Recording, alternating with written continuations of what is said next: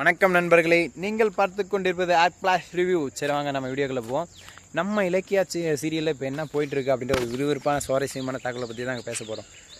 என்னடா சொல்கிறதா கேட்குங்க. ஆமாங்க, நம்ம இலக்கியா சீரியல் இலக்கியாவோட ஒரிஜினல் மாமியார், கௌதமோட அம்மா, அவங்க வந்து ஹாஸ்பிட்டலில் சீரியஸாக இருக்காங்க. பிளட் கேன்சர் வந்து அதனால் ரொம்பவும் மன வேதனையில் கஷ்டத்தில் இருக்காங்க. யாருன்னு பார்த்தா நம்ம இலக்கியா. இதுக்கப்புறம் அவங்க என்ன பண்ணுறதுன்னு தெரியாமல் நேராக கோயிலுக்கு போகிறாங்க. கோயிலுக்கு போன இடத்துல ஒரு சாமியாரை சந்திக்கிறாங்க. அவர் என்ன சொல்கிறாருன்னா, இந்த அம்மன் ரொம்ப ரொம்ப சக்தி வாய்ந்த அம்மன், நீ எந்த ஹாஸ்பிட்டலோ மெடிசன் எதுவுமே தேவையில்லை, இந்த அம்மனுக்கு நீ விளக்கு போடு. கோயிலை 108 முறை சுற்றி வந்து ஒரு விளக்கை மட்டும் அம்மனோட நடு சன்னதியில் கொண்டு போய் வச்சு சாமியை கும்பிடு, நீ நினச்சதெல்லாம் நடக்கும், உன்னோட பிரச்சனை எல்லாம் தீரும்னு சொல்ல, இதை கேட்டு நம்ம இலக்கியா என்ன பண்ணுறாங்கன்னா, நேராக போயிட்டு குளத்தில் போயிட்டு ஒரு குடத்தை எடுத்து மொட்டை மேலே தண்ணியை ஊற்றிட்டு ஃபுல்லாக நனைஞ்சிடுறாங்க. நனைஞ்சிட்டு ஈரத்துணியோட கோயிலை சுற்றுன்னு 8 ரவுண்டு சுற்றி முடிச்சுட்டு ஒரு விளக்கு டயர்ட் ஆகிட்டு கையில் ஒரு விளக்கு எடுத்து நேராக அம்மன் சந்நிதிக்கு போகிறாங்க. சந்நிதியில் போயிட்டு விளக்கை ஏற்றி வச்சுட்டு சாமிக்கிட்ட முறையிடுறாங்க.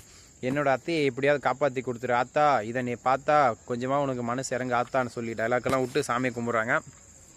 அதுக்கப்புறம் சொல்லிடுறாங்க, அவங்களே இது வரைக்கும் அவங்க பையன் கூட ஒரு நாள் கூட வாழ்ந்ததில்லை, இப்படிப்பட்ட நிலைமையில் அவங்களுக்கு ஏன் அந்த கஷ்டத்தை கொடுக்குற, புருஷனையும் கெட்டவனாக கொடுத்துட்ட, புள்ளையும் பிரிச்சுட்டு இப்போ உயிரையும் பிரித்து அவங்க என்ன தான் பண்ணுவாங்க, ஏன் இப்படி பண்ணுற, ஏதாவது நல்லது பண்ணி அவங்க உயிரை காப்பாற்ற ஆத்தான்லாம் முறையிடுறாங்க. இதை கேட்டு அங்கேருந்த பூசாரி, இந்த ஆத்தா ரொம்ப சக்தி வாய்ந்த ஆத்தா, நீ ஒன்றும் கவலைப்படாத, உன் பிரச்சனைலாம் தீரும்னு சொல்ல, இதுக்கப்புறம் நம்ம இலக்கியாவை சந்தோஷத்தோடு அங்கேருந்து விபூதியை வாங்கிட்டு நேராக ஹாஸ்பிட்டல் போகிறாங்க. ஹாஸ்பிட்டல் போயிட்டு இப்படி தான் ஒரு கோயிலுக்கு போயிருந்தாங்க. ஒரு சாமியை கும்பிட்டு எல்லாம் சரியாயின்னு ஒரு சாமியார் சொல்லியிருக்காரு, அத்தை நீங்கள் ஒன்றும் பயப்படாதீங்க அப்படின்னு சொல்லி நெத்தியில் விபூதி வைக்கிறாங்க.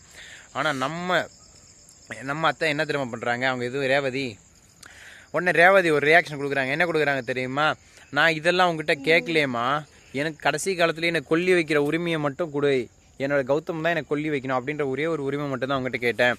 நான் உங்ககிட்ட கோயிலுக்கு கும்பிட சொல்ல, கோடி கணக்கில் எனக்கு செலவு பண்ணி நான் காப்பாற்ற சொல்ல, எனக்கு இதுக்கு மேலே வாழ்கிறதுக்கும் விருப்பம் இல்லை, நான் எல்லாத்தையும் முடிஞ்சிச்சு, கஷ்டம் நஷ்டம் எல்லாத்தையும் பார்த்துட்டேன், இதுக்கு மேலே இருந்து என்ன பண்ண போகிறேன், எப்படி இருந்தாலும் ஒரு நாளைக்கு போகிற உயிர் தானே, அது போயிட்டு போட்டோம், ஆனால் எனக்கு கொல்லி வைக்கிற உரிமை கௌதம் மட்டும் தான் இருக்குது, அவன் தான் எனக்கு கொல்லி வைக்கணும், அப்போ தான் நான் நிம்மதியாக போய் சேர்ந்தா எனக்கு ஒரு சந்தோஷம் கிடைக்கும், இல்லை என் வாழ்க்கை ஃபுல்லாக நான் இப்படியே கஷ்டத்திலே போயிடுவேன், என்ன பண்ணுறது அப்படின்னு சொல்லிட்டு புலம்புறாங்க. இதை நான் பேசிட்டு இருக்கவங்க உங்கள் பைத்துக்கார குரங்கு மாதிரி டான்ஸ் ஆடுறேன், இவனை வச்சுக்கிட்டு நான் என்ன பண்ணுறதுன்னு எனக்கு புரியல, இவன் ஏன் டான்ஸ் ஆடுறான், எதுக்கு டான்ஸ் ஆடுறான் அப்படின்னு தானே கேட்குறீங்க. நான் வீடியோ பேசும்போது சிரிக்கணும் வெறுப்பாகணுன்னு தான் இங்கே ஆடுறான், ஆனால் அது நடக்காது. ஏன்னா நான் உங்களுக்காக வீடியோ போட்டுட்ருக்கேன், அவ்வளோ சின்சியராக வீடியோ போடுறேன்னா அவனை பற்றிலாம் சிரித்தா அது கேவலம் அசிங்கம், அந்த தப்பை நான் செய்ய மாட்டேன்.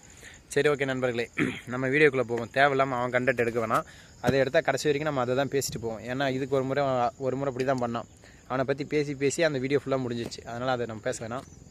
இப்படி தான் போயிட்டுருக்கேன். இதுக்கப்புறம் என்ன நடக்குதுன்னா, நம்ம இலக்கியாவோ சரி ஓகே நான் வீட்டில் போய்ட்டு அத்தைக்கிட்ட பேசிட்டு கௌதம் கிட்ட சொல்லி நான் கூப்பிட்டு வரேன்னு போகிறாங்க. ஸோ நண்பர்களே, என்னோட வீடியோ பிடிச்சிருந்தா மறக்காமல் சப்ஸ்கிரைப், லைக் அண்ட் ஷேர் பண்ணுங்கள், மறக்காமல் நோட்டிஃபிகேஷன் ஆன் பண்ணி வைங்க. இதுக்கப்புறம் அடுத்த வீடியோவில் என்ன நடக்குது, கௌதம் வருவாரா, கொல்லி வைப்பாரா மாட்டாரான்னு அவங்க இறக்கவே இல்லை, இறந்ததுக்கப்புறம் அந்த விஷயத்தெல்லாம் உங்களுக்கு அடுத்தடுத்த வீடியோவில் அப்டேட் பண்ணுறேன். தேங்க்யூ ஸோ மச், டாடா, சி பாய்.